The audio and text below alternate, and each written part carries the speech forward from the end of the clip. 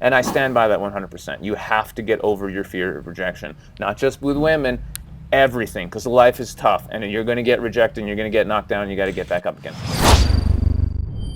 I think I find that kind of interesting that you said if you had your time again, you wouldn't do it that way. You wouldn't do it the way that you did it, which was like for a number of years, for like, let's say, I don't know, 5-ish years or more, you were grinding hard in terms of old school textbook seduction. And as you said, yeah, working the numbers. We're going to do 100 approaches. We're going to get 10 numbers. 6 of those bitches are going to flake. 3 of them I'll get on the line, and maybe I'll get one into sex. And then I'm like, all right, how many hours did that take? It's such a. I'm not unhappy I did it. Actually, it was a great time. I said this to Henry just yesterday. I said it was such a great time. I'm so happy I went through that. I learned so much. It was such a blast.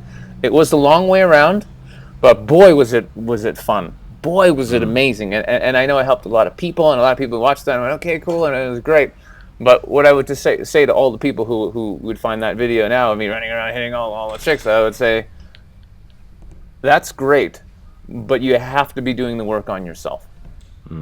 You have to be, and that one element, which is the core teaching, one of the core teachings that I put out there, was you have to get rid of your fear of rejection. And I stand by that 100%. You have to get over your fear of rejection, not just with women, everything, because life is tough, and you're going to get rejected, and you're going to get knocked down, and you got to get back up again. So that is absolutely 100% beautiful, and I'm writing a book about it now, which will be coming out literally about exactly that topic. So it is extremely, extremely important. But running around like a chicken, just trying to get laid without any depth of like, why am I even doing this? Why can I not attract these women in the first place? Why, like, who am I that I have to be doing all this stuff and working so hard to get some attention from the ladies?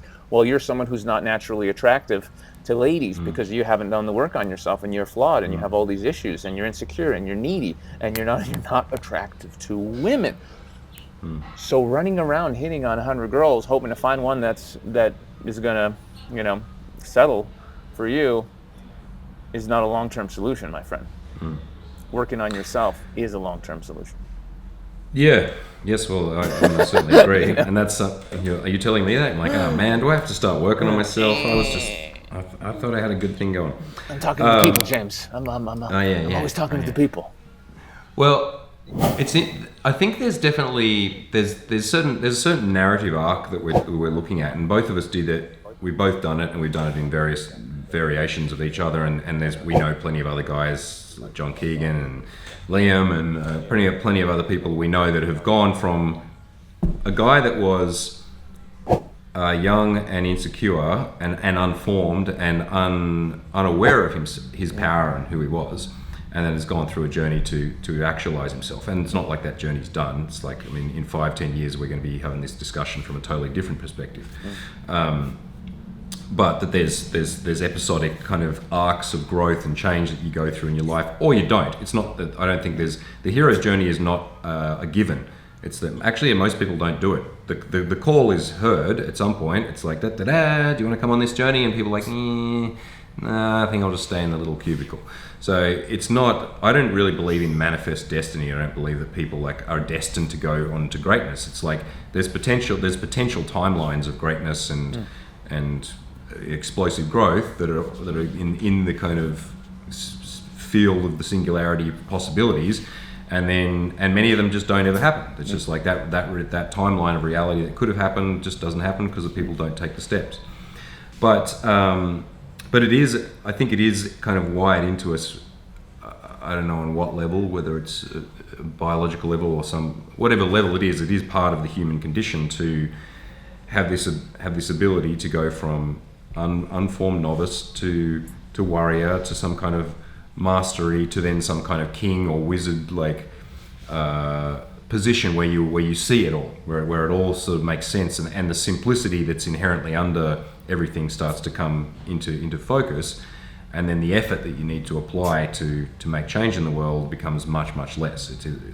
Things reach a point of ease.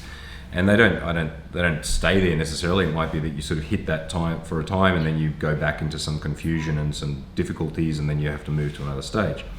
But I think I'm wary of standing on the mountaintop and telling people down in the valley to like, don't worry about like climbing the mountain. It's like you're already on the top of the mountain if you realize it, which on some level is kind of true, and that's the kind of inherent idea in Zen Buddhism, for example, is that versus like the classic Theravada versus Zen Buddhism is Theravada is that you have a Buddha nature, a realized nature, but it has layers and layers and layers of karma and conditioning on it that you need to gradually dissolve and peel off, and then you come closer and closer back down to the truth, which is a progression. Whereas the Zen tradition would say you can, in an instant, you can break through to recognize that all of that stuff was illusion, so that it's not necessary that I need to gradually chisel off each layer. It's that with the right breakthrough point, you can just go boing, oh, okay, it's all there. However, it's like a true Zen master doesn't get there by just going one day, pow. That might take 20 years of like sitting and chopping firewood and doing whatever it is to have that instantaneous realization. That's right. So it's like, I think what we're looking at here is there's a parallel to this journey that we're looking at with the guys, with the men typically that we're teaching, which is that at the core, they have inside them this beautiful human radiance. It's there. It's part of their birthright. At the same time, it is covered up and unformed. Like in some sense that it's like, well, maybe it's not even that it's unformed. It's like that it's kind of forgotten. You've forgotten the truth of yourself, and so you have to go on this journey to come, to just like Dorothy, to realize that there's no place like home, and you were there all along in some sense. But at the same time, I think there is definitely, like you and I both learned so much from doing that work, and when it was work, when it was not, we were not in like natural flows. We were like out there going, there's another one, let's go and do that again. I've got a list of chicks that I'm working on, and I'm ranking them in terms of either how easy they're going to be or how hot they are, and working out my time schedules, and sitting down with 6 other pickup dudes and fucking meticulously working on our texts, and the amount of strategy time and work and effort that we put in to get to the point where we could get regular access to what we found to be attractive women.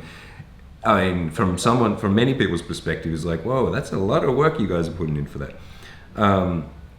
Which I don't regret in any sense, but it's like, yeah, I'm at the point now where I'm not doing that the way we used to do it. Of course, because that would be insane. But it's funny, you mentioned,